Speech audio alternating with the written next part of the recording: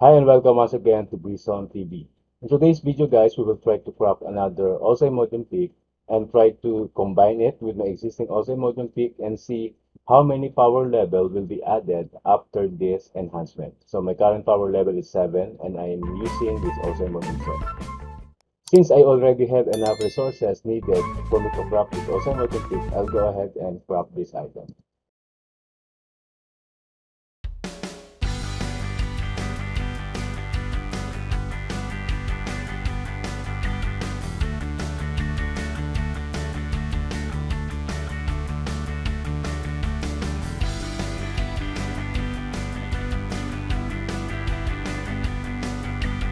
So after I crafted another Ozymodium peak, this is what happened.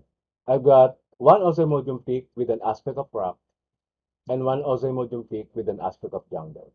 So now we will combine it.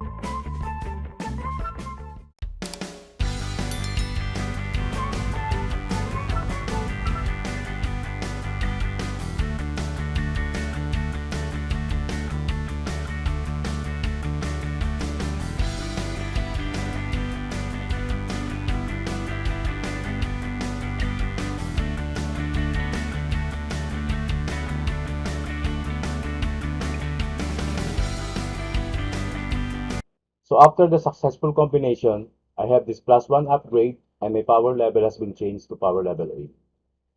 So I will just click on equip and I can see my power level has been changed to 18 here and I have this Ozymodium peak with an aspect of jungle. So that's all guys for today's video and I would really appreciate if you can like or subscribe to this channel as a way of support. Once again, thank you so much and I will see you in my next video.